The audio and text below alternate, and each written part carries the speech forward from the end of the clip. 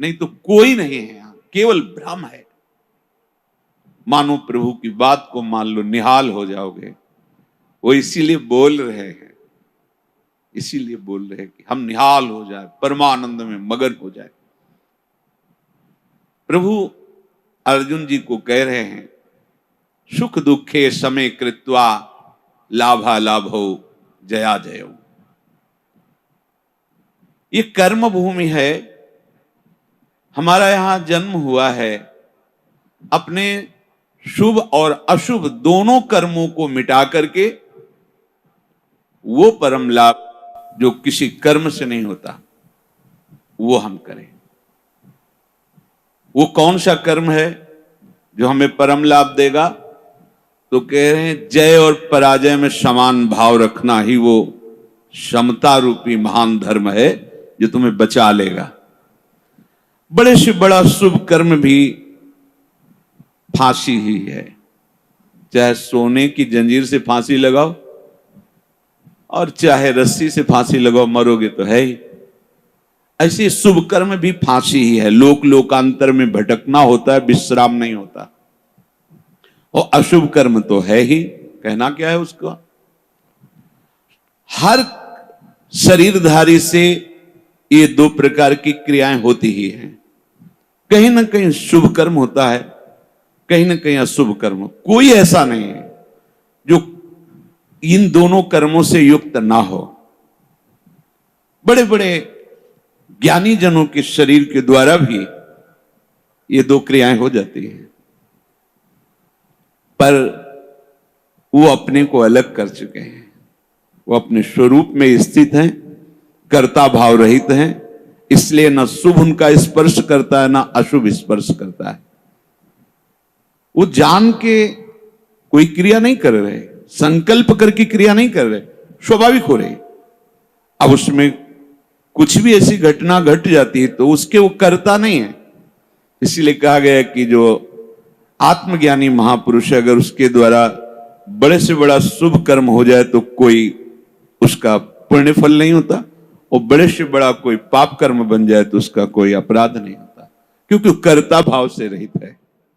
ये सबकी समझ में नहीं आएगा, ये आगे की बातें हैं जहां अहंकार समर्पित हो जाता है। कैसे नहीं उसको अपराध लगेगा? उसके शरीर के द्वारा हो रहा है। तो जैसे हमारे इस प्रदेश में जितने भी प्राणी वास करते हैं, फिर देश में, फिर हमारे विश्व में, तो हम एक प्रदेश से लेते हैं, कितना अशुभ कर्म होता है और कितना शुभ कर्म होता है। क्या आपको दोनों का दंड मिलता है या पुरस्कार मिलता है? या आपको हर्ष होता है या शोक होता है? या सुख होता है या दुख होता है? नहीं होता। क्यों नहीं होता? क्योंकि हमारा संबंध नहीं।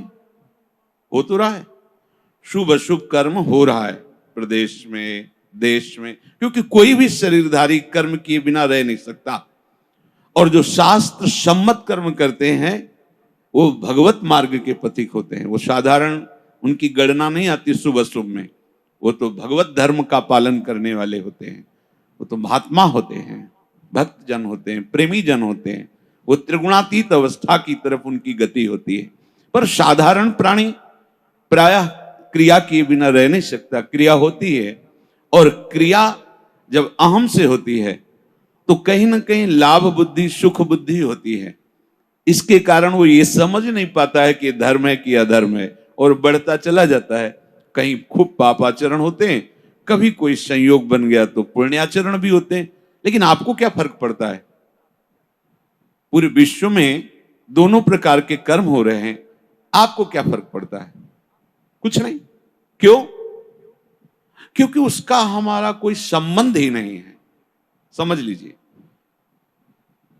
तो ऐसे ही विश्व का एक ये नमूना है, स्थूल शरीर, सूक्ष्म शरीर और कारण शरीर। जो भगवत तत्व के ज्ञाता महापुरुष जन होते हैं, बिल्कुल जैसे तुम्हारा प्रदेश के शुभ अशुभ कर्म से कोई संबंध ना होने के कारण न हर्ष है, न शोक है, न दंड है, न पुरस्कार है, ऐसे ही इस शरीर के द्वारा हुए शुभ अशुभ कर्म उसे बांध नहीं सकते। जिसने अपने स्वरूप को अलग करके इनसे संबंध त्याग कर दिया है। हमें हर्ष शोक दूसरे की क्रियाओं से इसलिए नहीं होता कि हमारा संबंध नहीं। ठीक ऐसे इस शरीर से जब ज्ञान प्राप्त हो जाता है, बिल्कुल जैसे भगवान ने कहा कि पुराना वस्त्र त्याग कर नए वस्त्र को धारण करते। सांप ने केचुल छोड़ दी, कोई संबंध नहीं। पुराना वस्त्र फेंक दिया, उसे कोई जला दे, कोई कुछ करे, कोई संबंध नहीं। वो उत्तम जगह में रखा जाए या अधम जगह में, कोई संपर्क नहीं रहता।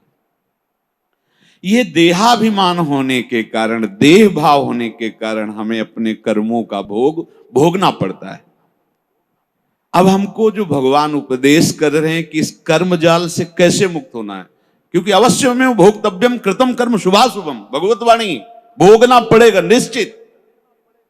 अब कोई ऐसा उपाय जो हम इन कर्मों के जाल से मुक्त हो सके। भगवान कह रहे हैं कि जो भी आपके द्वारा हो रहा है, पहली बात तो जो कर्म हो रहा है वो प्रमाणित होना चाहिए, गुरुजनों के द्वारा शास्त्र सम्मत। मनमानी आचरणों की यहां चर्चा नहीं।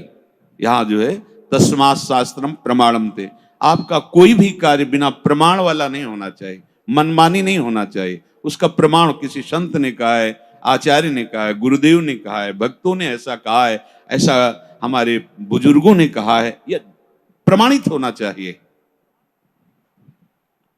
अब उस कर्म का अनुष्ठान करते समय हमारे हृदय में लाभ की विशेष आकांक्षा होती है, उस कर्म की सफलता की विशेष आकांक्षा होती है। अगर आप प्रभु की इस वाणी को नहीं मानेंगे तो बहुत धोखा हो जाएगा हमसे, बहुत गलती हो जाएगी। जैसे जिसको लगता हो कि ये सुख दुख समय कृत्वा लाभा लाभो जया जयो, ये तो केवल विरक्तों के लिए भगवान कह रहे हैं, ऐसा नहीं। देखो सबको लाभ इसमें है। एक विद्यार्थी है, वो विद्या अध्ययन करता है पास होने के लिए, पूरा प्रयास करता है। किसी कारणों से, खेल में ज्यादा बुद्धि होने से, प्रमाद बुद्धि होने से, या प्रयासरत है उतना मानसिक प्रबलता ना होने से चूक हो गई, उत्तर नहीं दे पाया और परीक्षा में फेल हो गया। अब ये सूत्र उसको पता नहीं है, न घर वालों को पता है। अब उसे बोलते हैं कि इतना रुपया लगाया, इतनी फीस भरी और तू फेल हो गया। मानसिक उसके ऊपर दबाव डालते हैं। वो शास्त्र ज्ञान से रहित, विवेक रहित बालक विचार करता है, घर वाले भी असंतुष्ट हैं और पास भी नहीं हो पाया, अब क्या करे? बोले मर जाना अच्छा है। देखो कई ऐसी घटनाएं सुनने को मिलती, अमुक विद्यार्थी फेल हुआ तो उसने आत्महत्या कर ली। ये क्यों हुआ? ये विवेक ना होने के कारण। ठीक है, इस बार फेल हुए हैं तो अगली बार हम प्रयास करें जहां हमारी कमी रही। अगली बार भी फेल होते हैं तो केवल पढ़ करके, विद्या या अध्ययन करके ही जीवन रखना होता है क्या? अगर विद्या नहीं है तो वो जीवन नहीं है।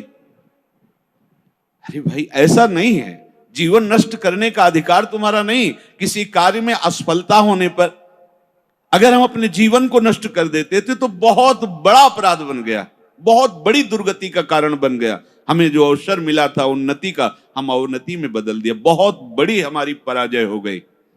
इसलिए समता आना अति आवश्यक है। हमें तो लगता है कि सबको सत्संग सुनना चाहिए, भगवत प्राप्ति के लिए ही नहीं, समाज में जीने के लिए भी सत्संग की आवश्यकता है। आसुरी बुद्धि पशुता का नाश करने के लिए सत्संग समर्थ है। एक किसान है, हजारों रुपए लगा करके, मेहनत करके, बहुत बड़ी मेहनत होती किसान की, बहुत मेहनत होती, बहुत बड़ा तपस्वी होता, वो जान नहीं पाता है अज्ञान की धरा में होने के कारण। जिस ठंडी में आप वस्त्र त्याग नहीं करना चाहते, पूरी रात रात पानी लगाता है गेहूं की खेती में, बड़ी मेहनत करता है। जब फसल काटने का समय आता है तो वर्षा और ओले हो जाते हैं, पूरी फसल नष्ट हो गई। कर्जा लेकर उसने खाद पानी लगाया था, बेटी का ब्याह करना है, बच्चों को पढ़ाना है, अब फसल नष्ट हो गई। कर्जा कैसे देंगे? परिवार का पालन पोषण कैसे करेंगे? इससे अच्छा है आत्महत्या कर लो। कई ऐसी घटनाएं, हम जिस कार्य में चलते हैं असफलता मिलती है तो हमको एक ही उपाय दिखाई देता है कि हम अपने को नष्ट कर लें। भारी मूर्खता। ये जो प्रभु उपदेश कर रहे हैं सबके मंगल के लिए उपदेश कर रहे हैं। छोटी छोटी बातें व्यवहार की। हमारा ब्याह हुआ, हमारी भावना में जो पत्नी थी वैसी नहीं मिली। अब हम जो सफलता चाहते थे इस क्रिया में, उस सफलता ने, अब द्वेष शुरू, विषमता आ गई। कैसे कैसे पापाचरण होने लगते हैं, कैसे कैसे पीछे कितनी ऐसी घटनाएं सुनने को मिल। राक्षसी बुद्धि। ये केवल बैरागियों के लिए, विरक्तों के लिए, संतों के लिए प्रवचन होता है ऐसी बात नहीं। ये सत्संग ऐसी मति बना देगा कि आप समाज में रहते हुए भी बड़े आनंद पूर्वक सबको आनंद प्रदान करने वाले बन जाएंगे। ये जो जय और पराजय का, लाभ और हानि का, सुख और दुख का हमारे ऊपर प्रभाव पड़ता है, जब तक हम नाम जप करके अपनी बुद्धि को पवित्र करके समता में नहीं लाएंगे तब तक बात बनने वाली नहीं। जगह जगह आप देखो, जगह जगह जहां कोई हारता है तहां वो निराशा अपने ऊपर ले आता है। हारना जीत का एक संकेत है। ऐसा मत समझो कि हारना पतन का संकेत है। नहीं, जो उत्साह संपन्न है, जो विवेकवान है, वो देखते हैं कि मैं कहां से हारा, कौन सा वो बिंदु है जहां मैंने चूक कर गया। विवेकवान तुरंत उसे संभालते हैं, आगे चलते। फिर हार होती तो फिर हमें आगे बढ़ना है, ना कि हमें शरीर नष्ट कर देना है, ना कि हमें इतना चिंतन बिगाड़ लेना कि डिप्रेशन में पहुंच जाए। हर परिस्थिति हमारे कर्म के अनुसार रची गई है। अब हमको संभालना होगा, उस कर्म के प्रवाह में बहकर हमें नष्ट नहीं होना है। इसीलिए भगवान यहां के ततो युद्धाय युज्यस्व। तुम अपने कर्तव्य कर्म करने के लिए कमर कस के खड़े हो, उत्साह संपन्न बनो, तुम्हें बिल्कुल पाप नहीं लगेगा। नैवम पाप मवाप्स्यसि। बस तुम एक काम कर लो, जय पराजय में समान भाव लाओ।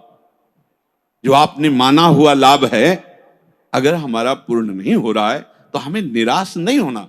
इस बार हमारा व्यापार सफल नहीं हुआ, इस बार अध्ययन हमारा ठीक नहीं हुआ, इस बार कृषि में हमें कमजोरी, अन्न की प्राप्ति नहीं हो पाई, हमारी खेती कमजोर हो गई, कुछ भी, कहीं भी, कैसे भी निराश नहीं होना। रात है तो दिन आएगा, आप धैर्य रखिए, प्रकाश होगा।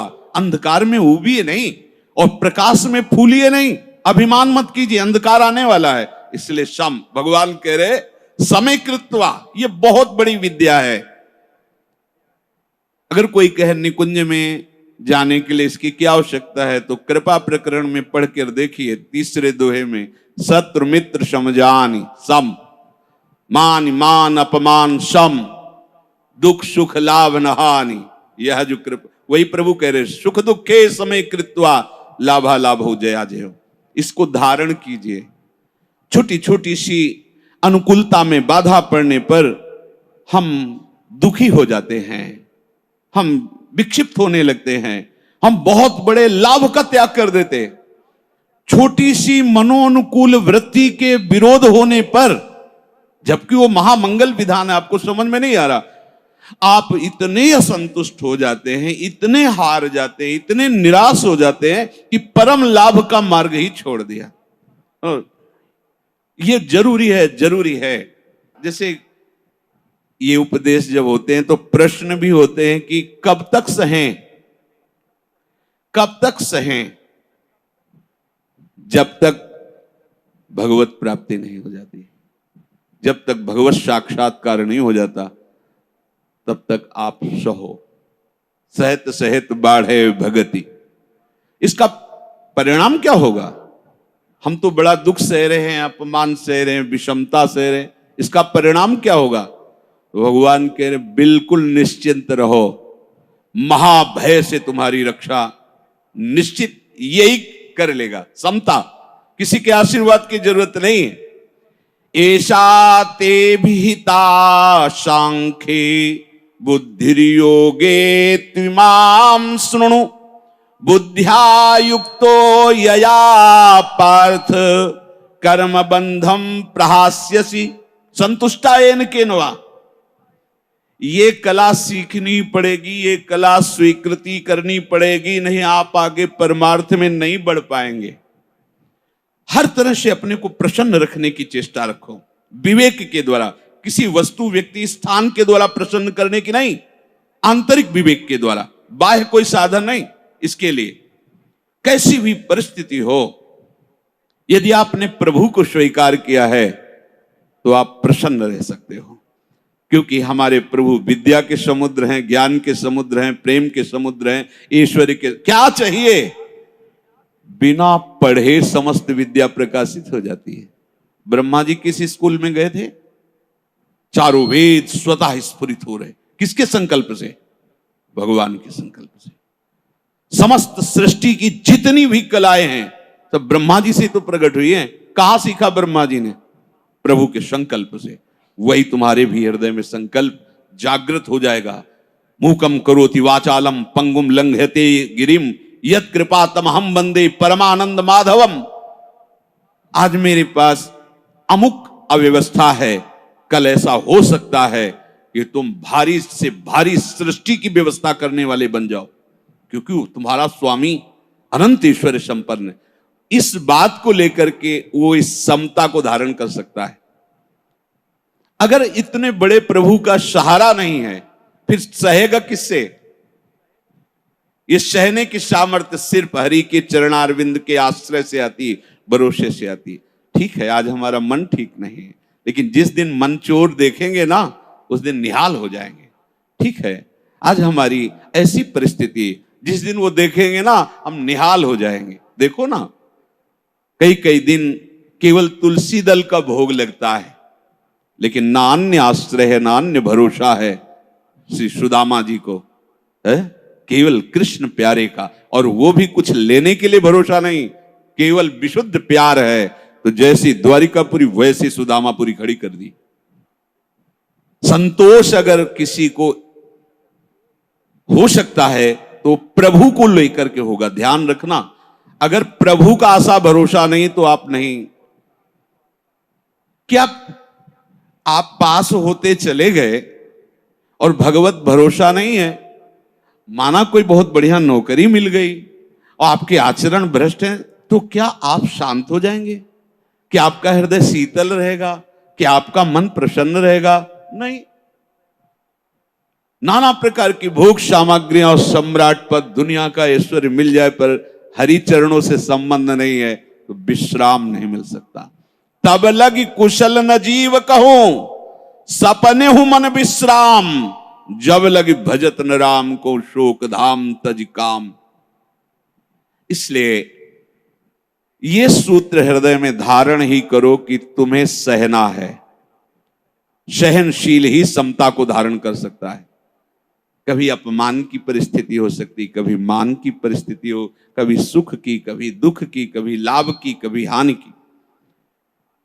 अगर हमारे हृदय में भगवद आश्रय और नाम जब चल रहा है तो बड़ी से बड़ी हानि में भी आपको शोक नहीं होगा, दुख नहीं होगा। बात समझ लीजिए। अपने को पता है कि मेरे प्रभु के चरणों को महालक्ष्मी सहलाती रहती है। हमारे पास वस्त्र भी नहीं, भोजन भी नहीं, वास भी नहीं है, पर मुझे पता है मेरा मालिक कैसा है। अपार ऐश्वर्य का स्वामी है। जिस दिन नजर हुई निहाल हो जाएंगे, दूसरे की तरफ वो ताकता नहीं। उस परिस्थिति में भी, ये हम सकामी भक्ति की बात कर रहे हैं, उस परिस्थिति में भी वो मस्त रहता है। जिस दिन मालिक की नजर हो जाएगी निहाल हो जाएंगे।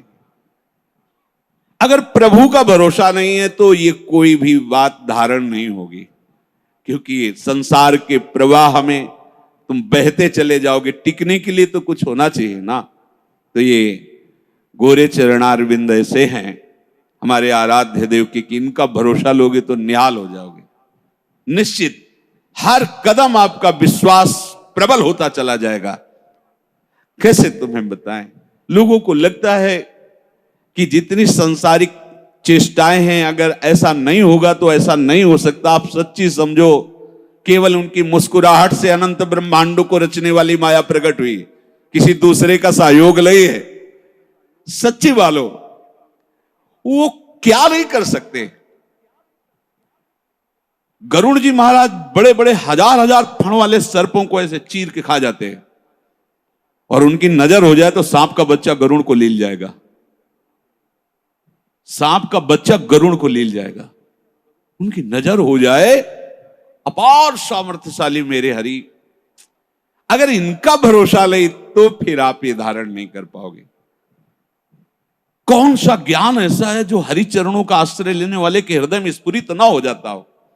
ये तो एक निमित्त मात्र होता है, जो स्वयं स्फुरित होता है वो हरि पढ़ाते हैं अंदर से बैठ करके, तभी वो माया के बंधनों से मुक्त हो। ये विश्वास मानो, चाहे आप गृहस्थ हो, चाहे विरक्त हो, विद्यार्थी हो, व्यापारी हो, किसान, कोई भी हो, बिना हरि का आश्रय लिए आप विश्राम को प्राप्त नहीं हो सकते।